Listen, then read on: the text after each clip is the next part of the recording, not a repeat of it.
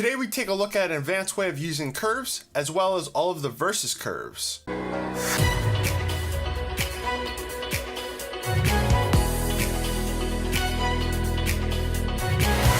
Alright, so jumping in here, we have our first shot. Let's close this up. We have our first shot here, and we kind of have an overcast day. There isn't a ton of detail in the sky here. There isn't really much to see. The majority of this is gray and kind of flat looking. As we progress through this shot, we're sort of getting that same thing where it's just gray. There's a little bit of blue in here, but for the most part, there isn't much detail throughout this shot. When it comes to the sky.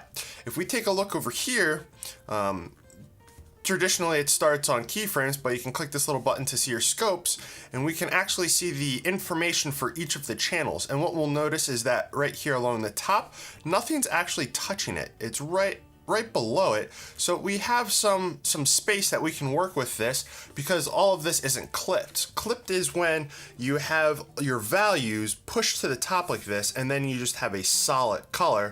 But currently it's not a solid color. There is detail in here. It's just very hard to see because there isn't much contrast between the high points that are bright and then the not so bright lower points. So there is some detail in here. We just have to manipulate that. So how we would do that is we would traditionally use curves. There are a couple of different ways of doing this, but we would use curves where we would, make a modified like little S curve, something like this, where we get more contrasty looking, more of a contrasty shot. But typically we would normally put at the higher end, we would put one and we would lift this, and all we're doing is just really compressing that. So we don't really want to do that. If we pulled it down, we can pull it down and get more of this, but we're also dropping a lot of this mid-tone detail, which is this barn here. So how would we go about doing this and not have it affect the majority of this other stuff, but have it affect the sky? What we could do is we could use qualifiers. So qualifiers, you can pick a value. So the eyedropper, I can click right here, and now we have a value with some red, lower saturation levels, and a medium high amount of luminance, which is your brightness. So if I click on this little button so I can see what I have selected, I have the barn selected. So traditionally you would pick a qualifier and then you'd be able to modify that qualifier, to your liking. So I can modify this barn and get it to look a different color. We can take that sort of approach to this, but we could use just the luminance value to grab just the sky, so we can just modify just the sky itself. So I turned off the hue and the saturation here, and then all we have to do is just move up this low level till we get to a point where we don't have the majority of this building in here anymore. As you can see, when we move it up, all the stuff that's in gray won't be affected by this node anymore. So we are just lifting this up a bit, and we're getting rid of most of this. One thing that you have to watch here is I have a tree over here. If I lift this too high, what happens is that tree becomes like a blob. So we don't really want to do that. What we could do instead is we can move this softness so that we start to soften out around a lot of that stuff. We can add a bit more softness, and we can soften out around that stuff. And then all of these like mid grays and stuff, they'll be affected, but they just won't be affected as much. We can do just something like that. Now, if we come into our curves, all we're going to be affecting is that sky. So currently our top point is up here at the top. We can pick somewhere right below here and then pull this down, and it should separate the majority of this information here. So if I just grab here and I pull, we're kind of separating this, and then we can put like a kind of like modified S curve in here. And if you see over in here, now we're getting a lot more detail in the clouds. It's a little bit much here, but you're getting the idea of how this works.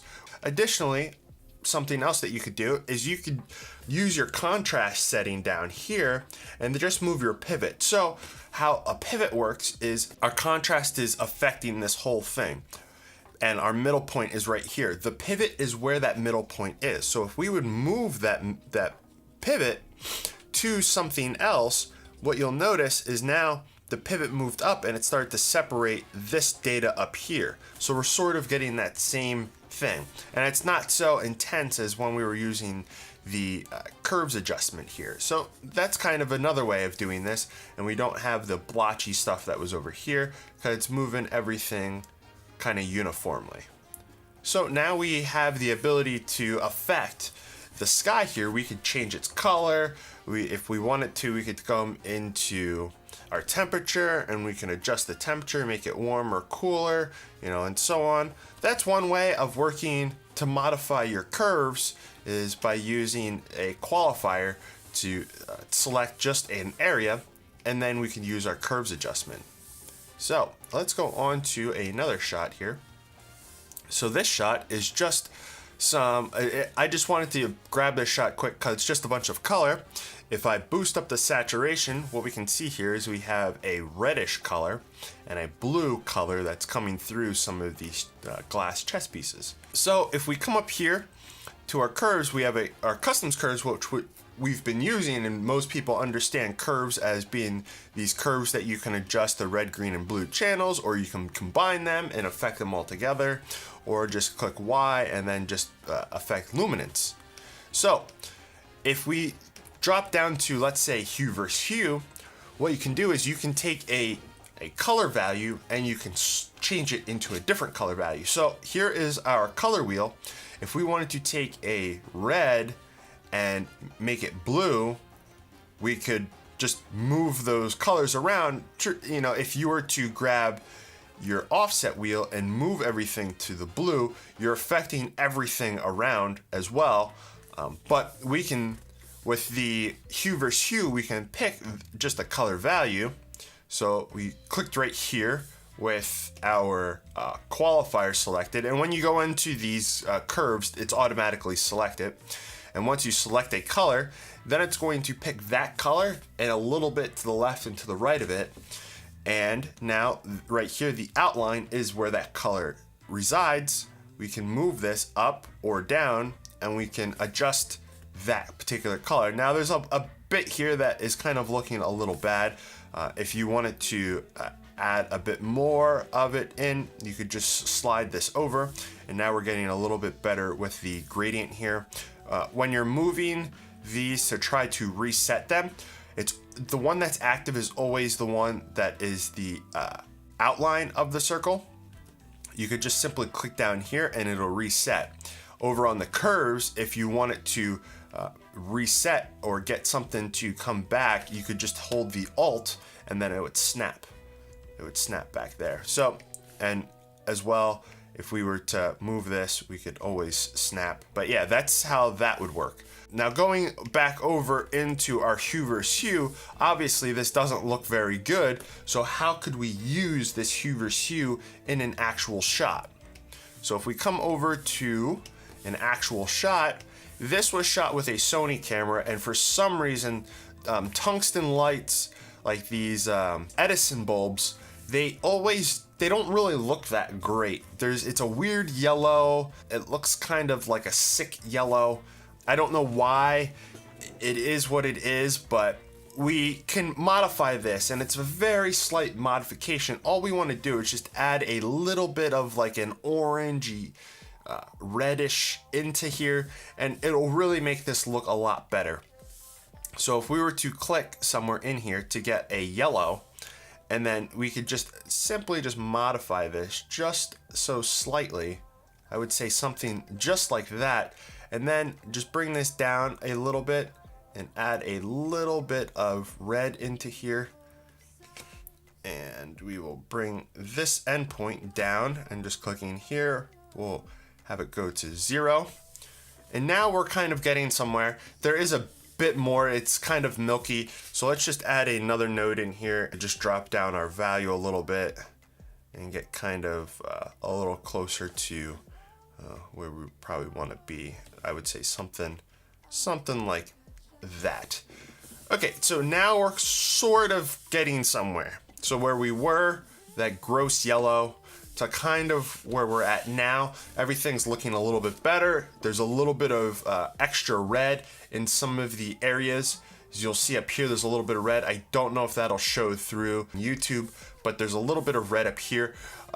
An easy way to show this is if we were to, what you see on YouTube a lot is a lot of people say, okay, you know, in your mids and highs, we're gonna push them red or orange, and then we're going to take our shadows and we're gonna cool them down by bringing them into blues and cyans. So if we were to bring this down to blues and cyans, like they say to do in those, what ends up happening is this is supposed to be black, but it's not, it's a blue.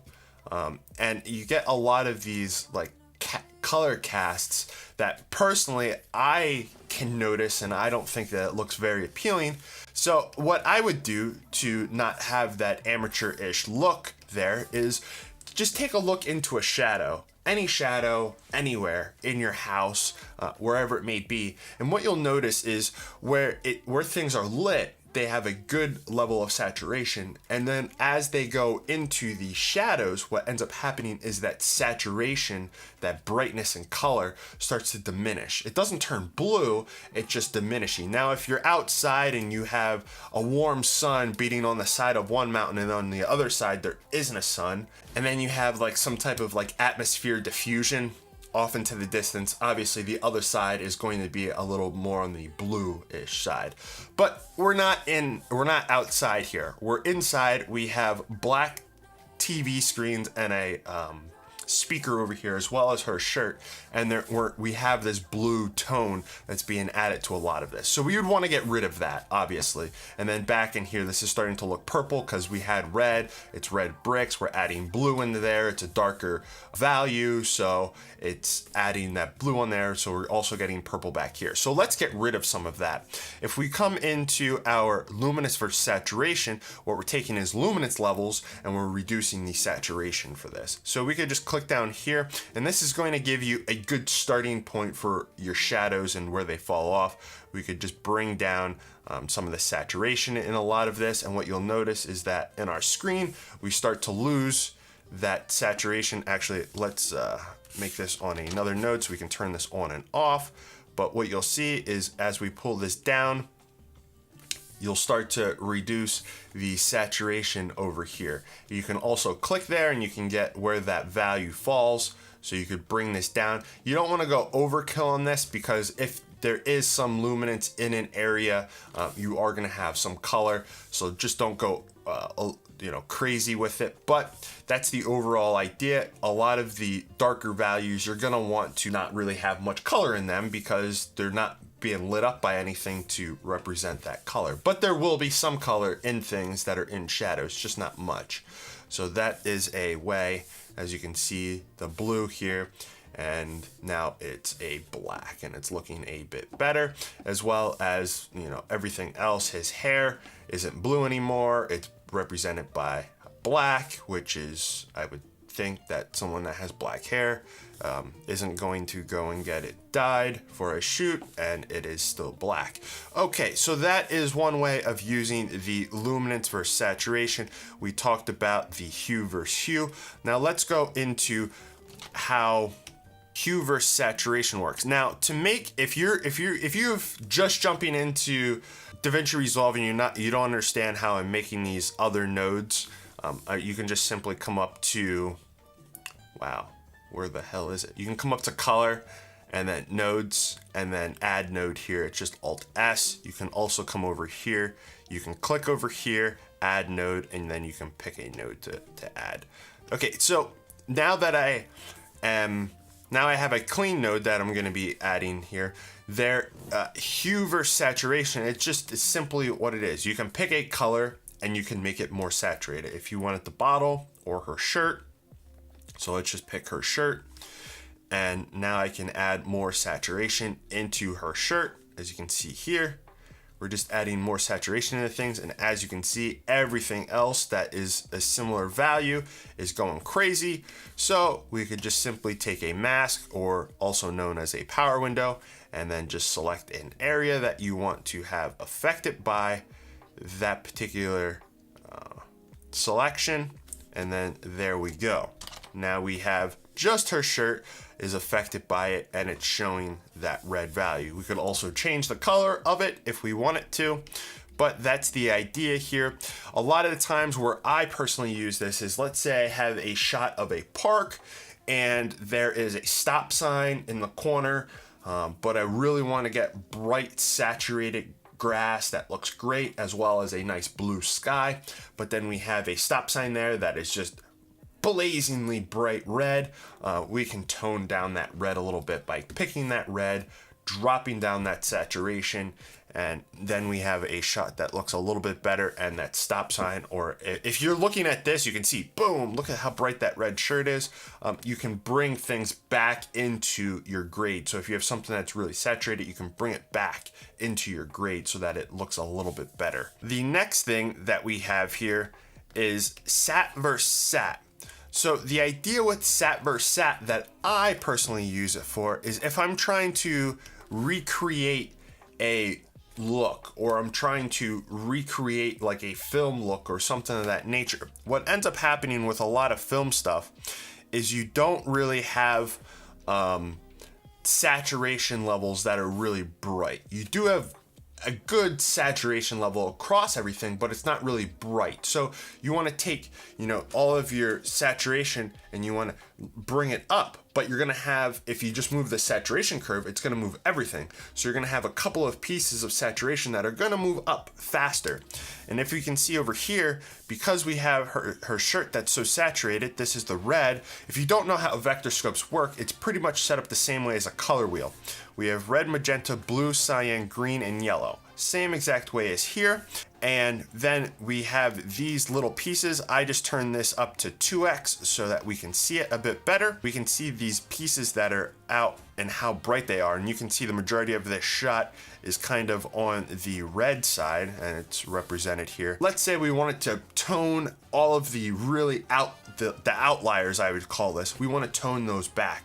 We could simply use sat versus sat, and it's taking one saturation value, and then you can manipulate it to be something else. So we could take the brighter end here, and we could tone this down, and what you'll see is we're manipulating here. We're bringing down that brighter value. You see that? And I think her shirt actually comes in a little bit further in, and it does. We can tone this back a bit to, kind of come back into the tonal range of the rest of the shot and not have it be that really bright value. And then we can have everything else the same, and we just brought back. So we pretty much eliminated that here, but we didn't have to specify it just being, a very particular part of the shot. We can bring the tonal values of the whole shot down to match everything else. Or if you're going for a particular film stock, you can tone it down to whatever that film stock would be recorded as. So that's kind of how I personally use the sat versus sat. So yeah, I think that's pretty much it on how I use curves in DaVinci. If you have experience using curves and you use them in a unique way, let me know in the comments. And I think that's pretty much it for this one. Again, my name's JR, and thanks for watching.